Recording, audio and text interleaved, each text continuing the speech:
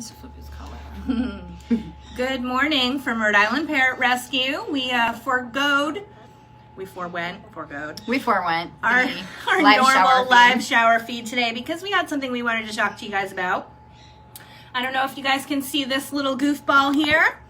It is Max. He is back, and we want to talk a little bit about that. I think we should probably wait and see if we have some people join in. Yeah. And, we'll wait a while. There's our first person joining in.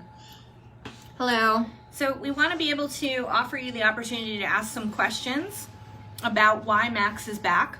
And also we want to use this opportunity to talk about our adoption program. We work pretty darn hard here. For years we've been perfecting an ideal program for birds who've just been adopted to kind of acclimate to their new homes and get used to things. But not only the bird, but also the people in the home, the children in the home, the pets in the home. And there's certain reasons why our program is set up the way that it is. And I know Corey's going to talk a little bit more about that. We want everyone to feel free to ask questions about our adoption program, about Max. Max is doing okay now. He was a little bit affected by, the changes that happened rather quickly, and I'll let Corey tell you a little bit about that. So, as everyone knows, Max left the building last Thursday, the 10th. Max was adopted by a wonderful family. They had several bonding visits. Everything was absolutely wonderful. Couldn't have asked for a better home for Max. And then we get a text this past Thursday on the 17th, and I guess there were some issues at home, and she needed to come in and speak with us about Max. When she arrived, Max was in tow with her. So what happened, just a little snippet, I won't go all the way into detail, but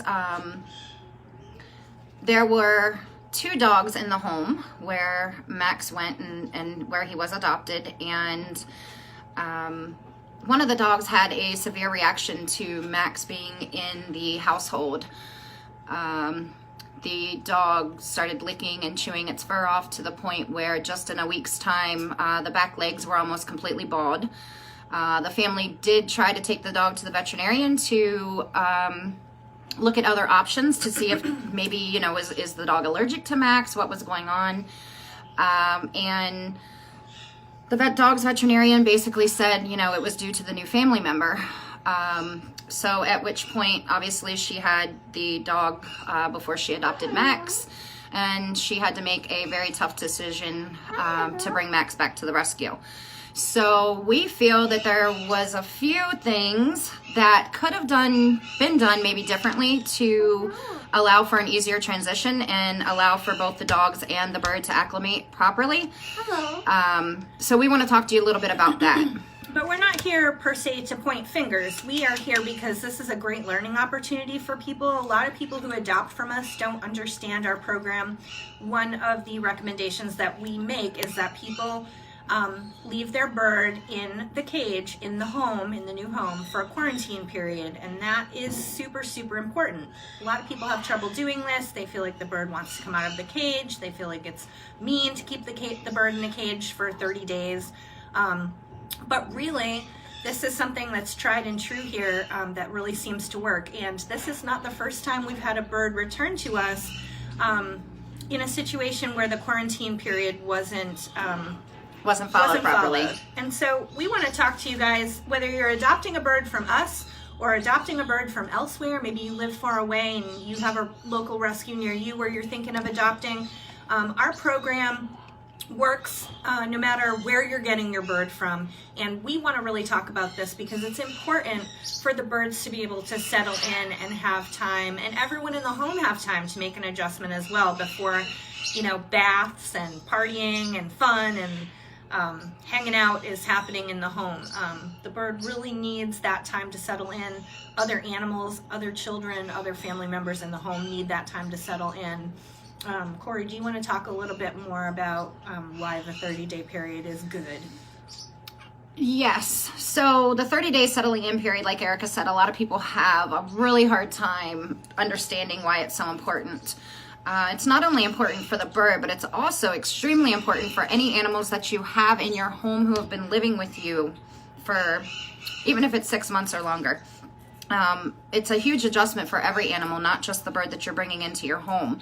So we always say to quarantine your new addition, your new parrot, into a separate room in the home and keep the bird in the cage for 30 days.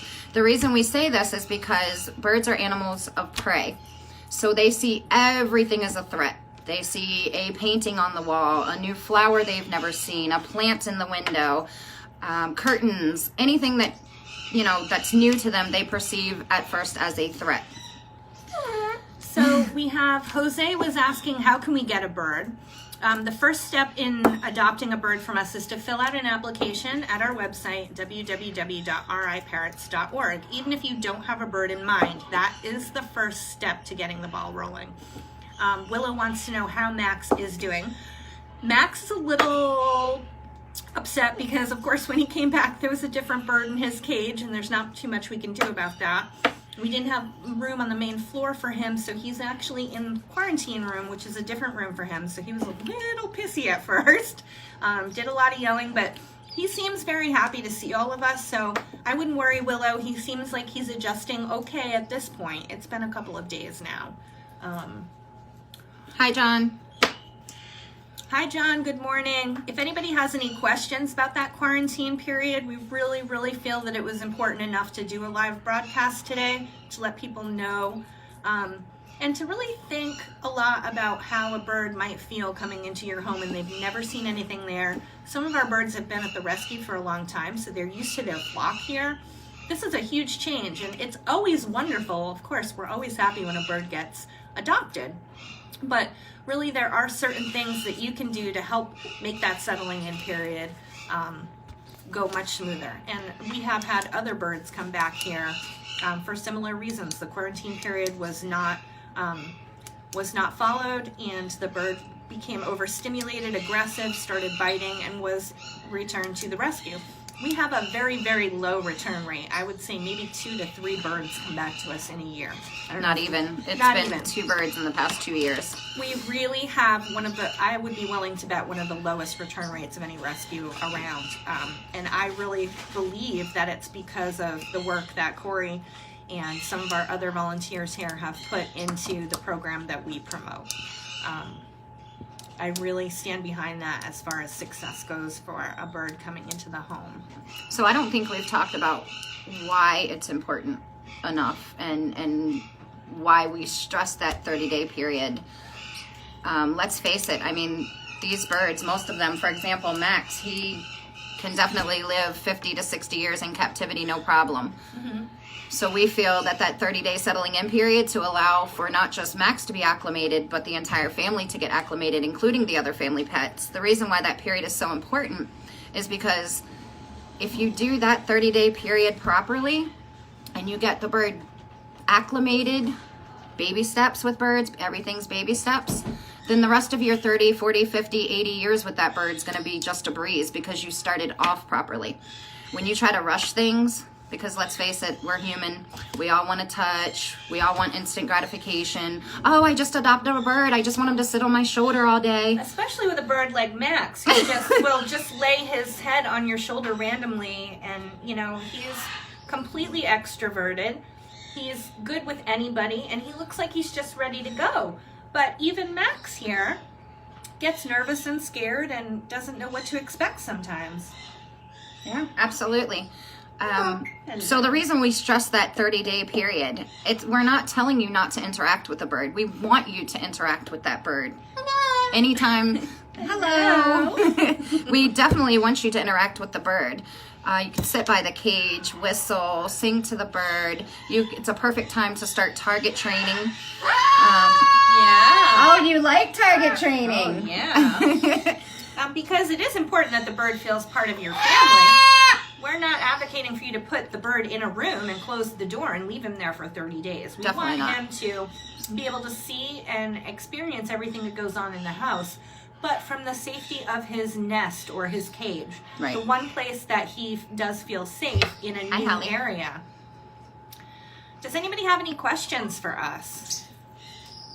Yes, we'd love to answer some questions. It looks like we've got about 21 people. Linda says the 30 days is so hard, but so worth it. And Linda, guess Pam what? Brunel said the same thing also.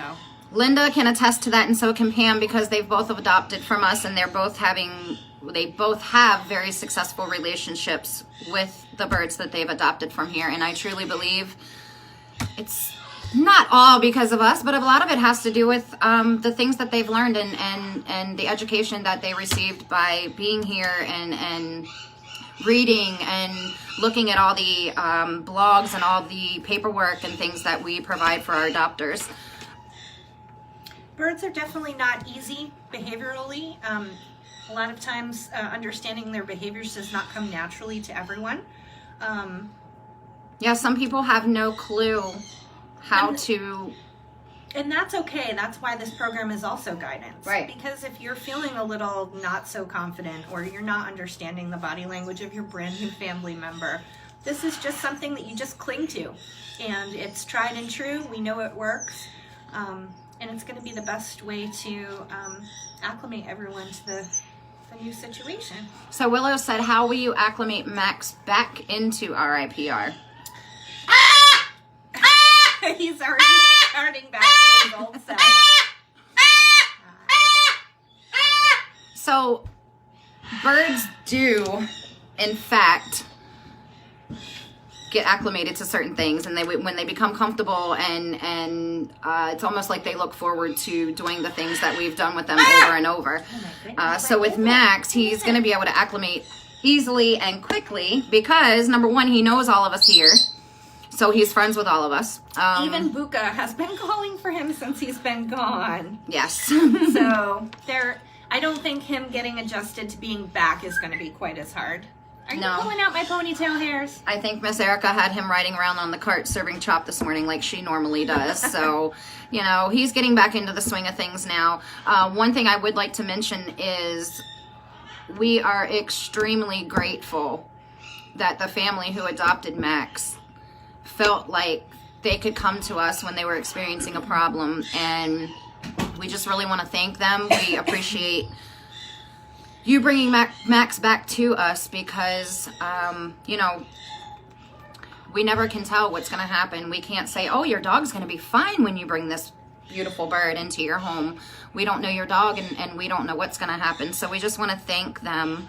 It's really not much different than bringing a newborn baby home to your house, and no one can predict how that's going to go. And so one of the most important things that I know I told Max's adopter was, no matter what, if it does not work out and you cannot keep Max, please just bring him back to us. We will not judge.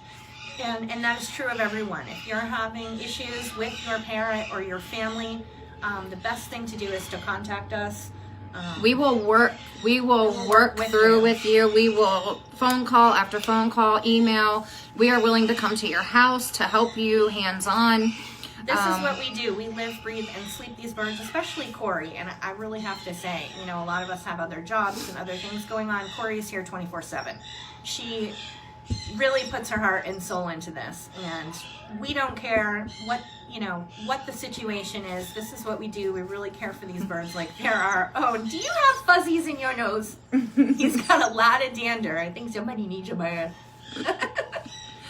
It's okay to let us know that you're having issues, and we're here to try and help. So Cheyenne has a question. What about this cage size and toys? What makes them the most comfortable? And hi to you, Cheyenne. Hello. Cheyenne, you're talking about your green cheek, I believe, right? Hello. Oh, Cheyenne, Max is saying hello. Hello, Cheyenne. It sounded like you said. So the bigger the enclosure, the better. The more flight time we can give birds, the better it is on their health and their overall well-being.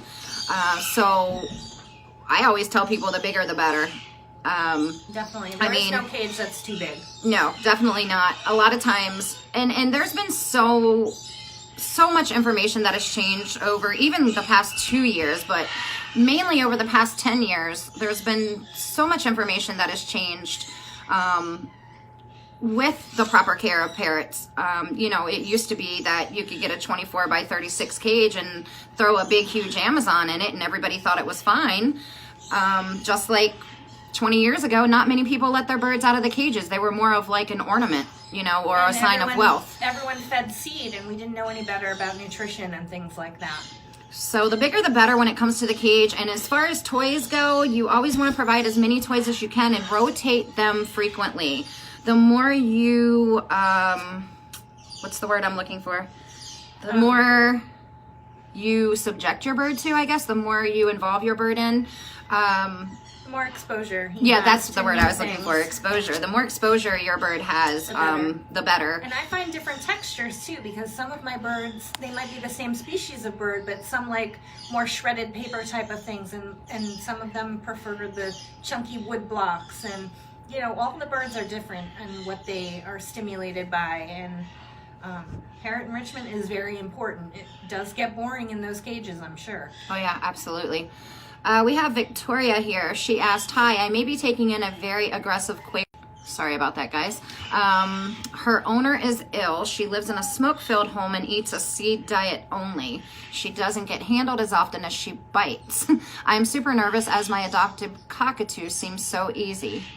I hope I can give her a better life. Well, it sounds like if you can get her out of a smoke-filled home and off that seed diet, you're already halfway there. So as far as introducing the bird into your home, hopefully you'll have a separate room or a separate area in your home where the birds can actually not see each other, but they can hear each other.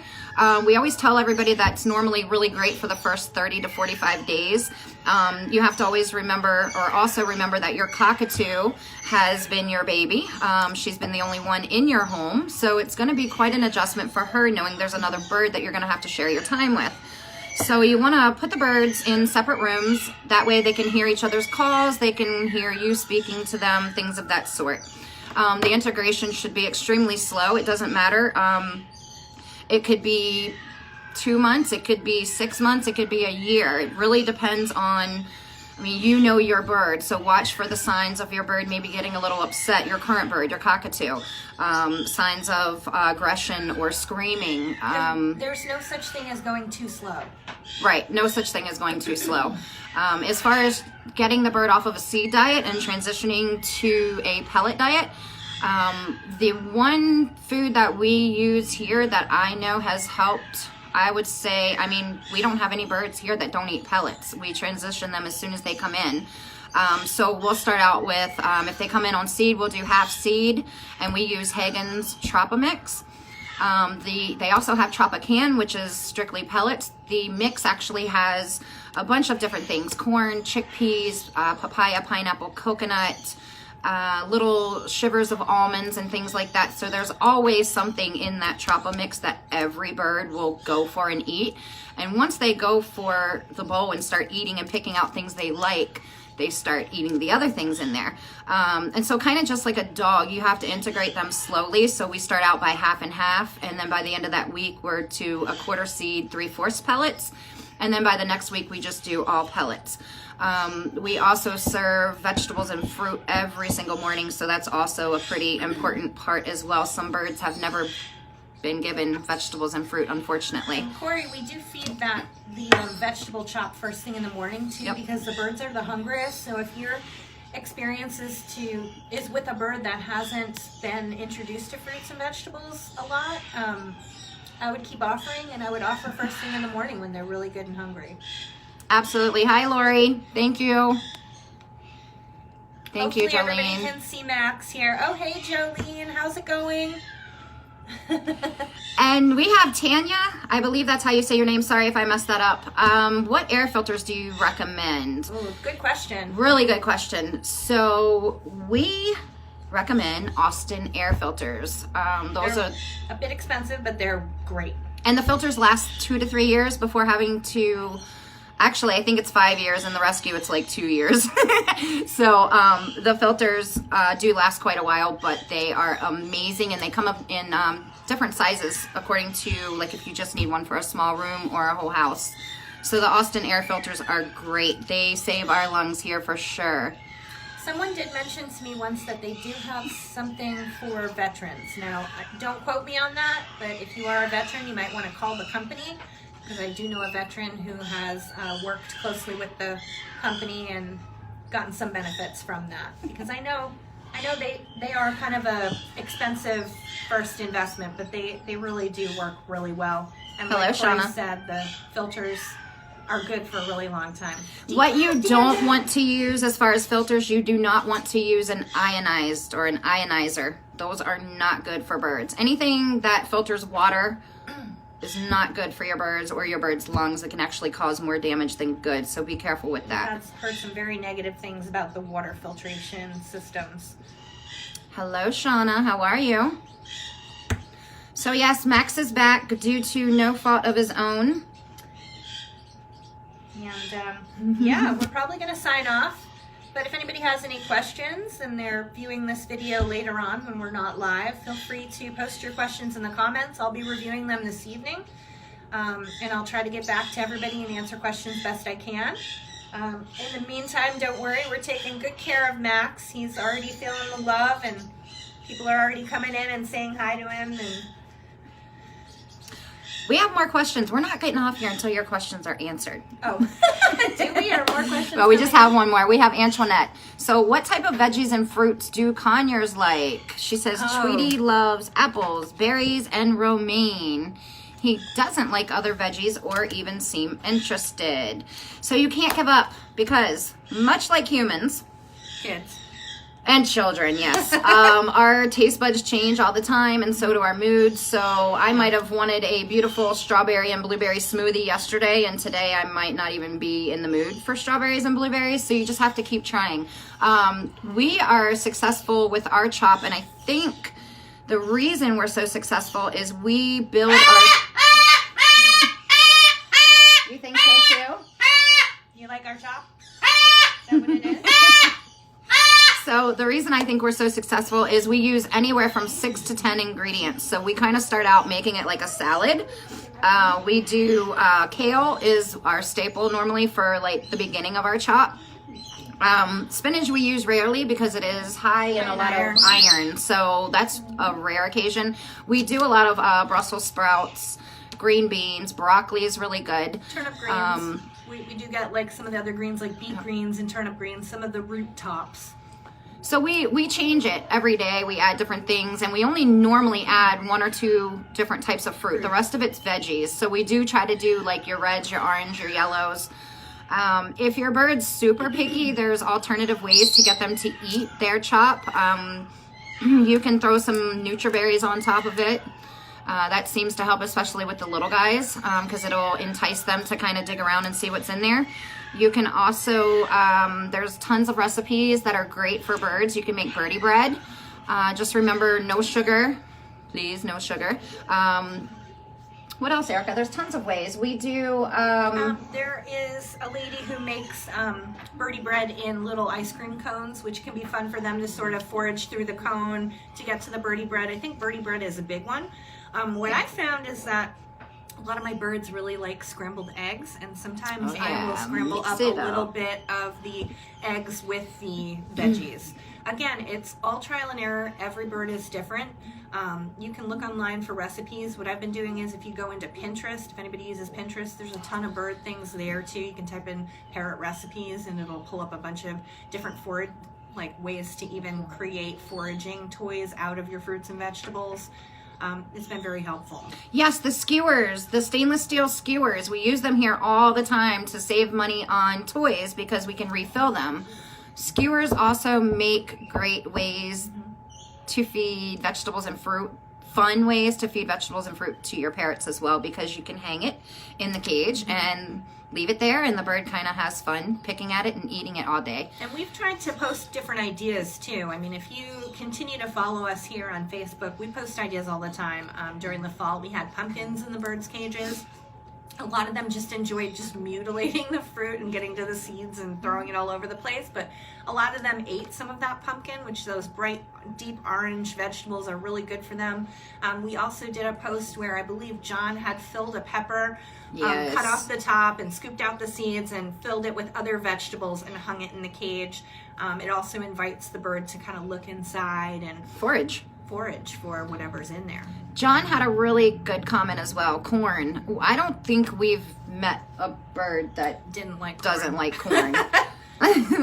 So corn's also an option. Even the little guys like corn.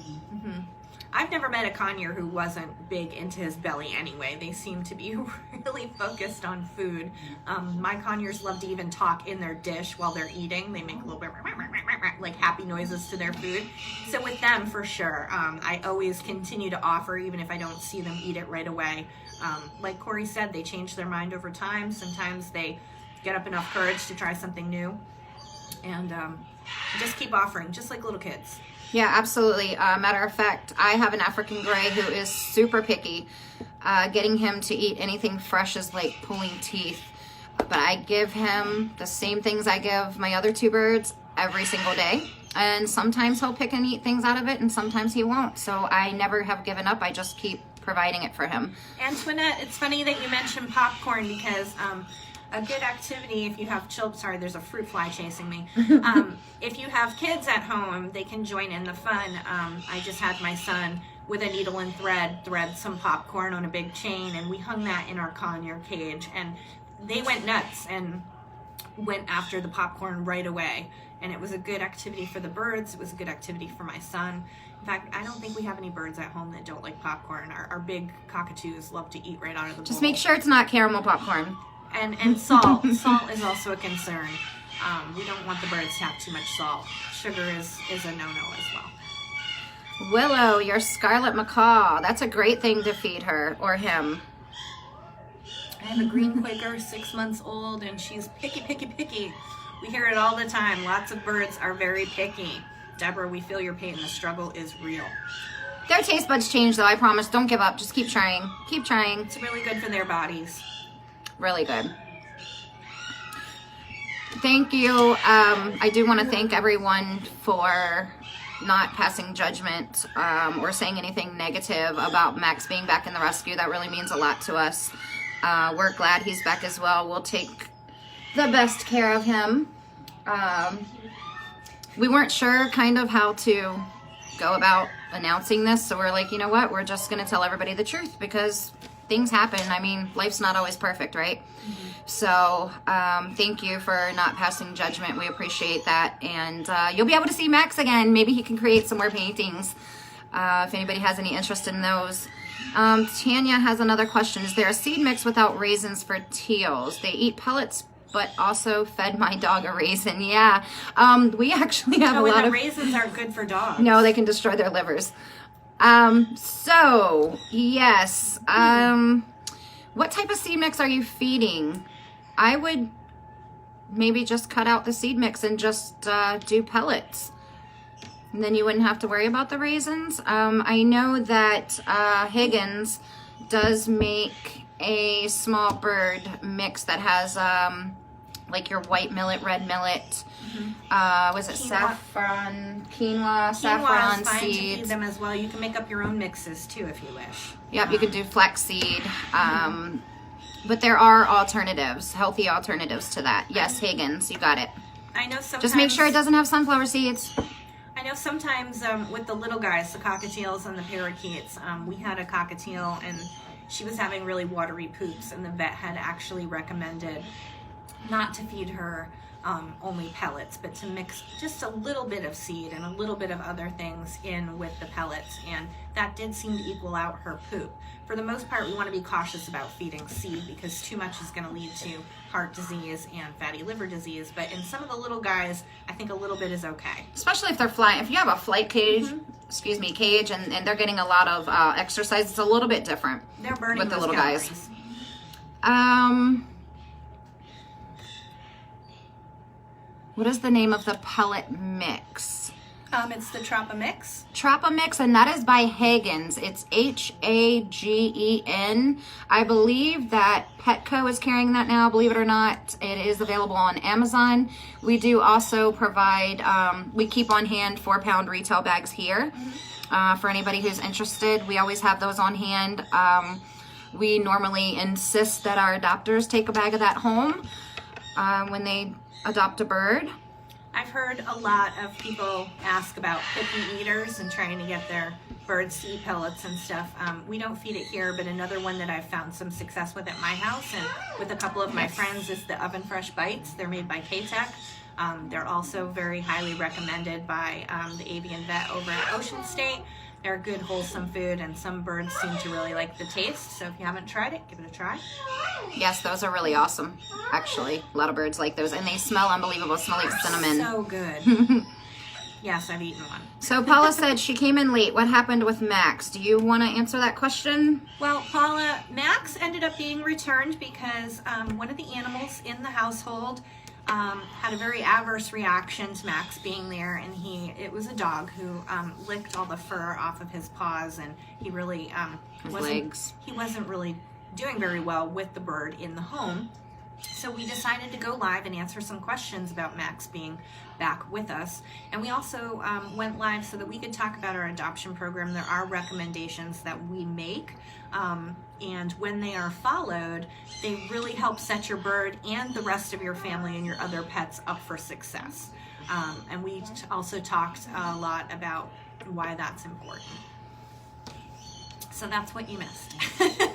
So unfortunately, if animals within the home aren't acclimated properly, it could cause some reactions that no one would have ever thought of. And again, we get like maybe 2 birds returned to us in a year. That is an absolutely phenomenal return rate. I mean, we're doing something right, and so we really want to share what we've found to be helpful and successful. Max is still May I see him? storm. So before we get off here, may we see him we'll again? say bye. You guys want to see Max one more time? Say hello. Can you say hi? Say hello. Look at you. You see everybody? Look at the what's baby. going Hi. Baby. All right, I think that's going to be about it for today. We are going to keep up with you on this, on anything occurring here like we always do. And if anyone has any questions, concerns, I always tell people there is no question that is dumb or stupid, especially when you're talking about human and animal lives, souls that are living and breathing. I don't feel that there's any question that's dumb. So anytime you're looking for some advice, or if you have questions, feel free to reach out to us. This is Erica. Erica's here on Mondays. She does the live shower feed that you see every Monday. Erica has been with the organization since I even existed. I'm normally here 5 or 6 days a week, and there's a lot of other people here who are qualified to also answer your questions. We have Christine, our adoption specialist, who I know you probably see go live all the time with us as well. So please, anytime that you're needing any type of educational type questions, please reach out to us. We check our Facebook Messenger pretty, a few times throughout the day, so we're pretty good at getting back. We do try to keep up with your messages. Right. And it's judgment-free zone. We're here to help the birds. She said, Max looks like he missed you, Erica. He did. I think Erica missed missed him so more much. than he missed her, right, bud? Aw. Aw. See, we all missed Max. Yes, I was crying the day he got adopted. I'm going to miss my little bean. It's hard not to get attached to them when they're here for a while. So thanks for joining in. Wow, wish I could talk. Thanks for joining in. They both have hearts in their eyes. Yeah, right, don't they? All right, well, thanks for your support. We appreciate it. We hope all of you have a lovely Martin Luther King Day. If you have off today, please enjoy your day off. Spend lots of time with your parrots. Make them a new toy. Maybe throw some cool food into Max their likes cage you that normally idea. wouldn't. Yeah, new toy, Max. I think Max has more toys than any bird in the rescue. Probably. All right, we hope you have a lovely day. We will talk to you soon. Bye-bye. Bye-bye. Say bye-bye, Max. Bye. Max.